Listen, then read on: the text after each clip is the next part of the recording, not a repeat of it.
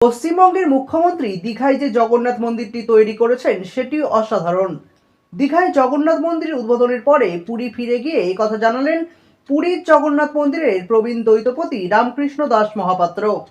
মমতা বন্দ্যোপাধ্যায়ের ভূয়সী প্রশংসা করে তিনি বলেন, এই বিষয় নিয়ে বিতর্ক করা ঠিক নয়। অক্ষয় তৃতীয়ার দিন দীঘায় ঐতিহাসিক মুহূর্তে উদ্বোধন হয় জগন্নাথ মন্দিরের।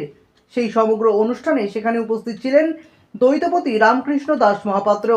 পুরী ফিরে গিয়ে সাংবাদিকদের মুখোমুখি হয়ে এই মন্দির ও মুখ্যমন্ত্রীর উদ্যোগের ভূয়সী প্রশংসা করেন তিনি।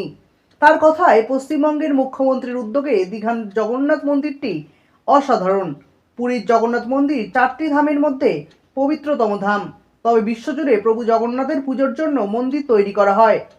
দ্বৈতপতি রামকৃষ্ণ আরও জানান, দীঘায় নিমকাঠের মূর্তিতে পুজো হবে, সেখানে পাথরের মূর্তিও থাকবে। জগন্নাথ দেব সেখানে বসেছেন।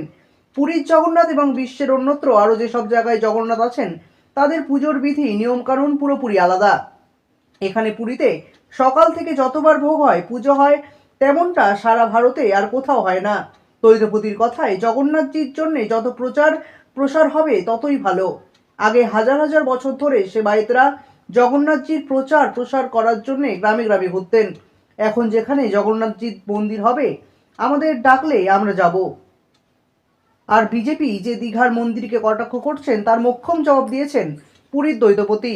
তিনি বলেন, পুরীর জগন্নাথ মন্দির এবং দীঘার মন্দির নিয়ে যে ঝগড়া হচ্ছে তা অন্যভাবে দেখা হচ্ছে, সেটা ঠিক নয়।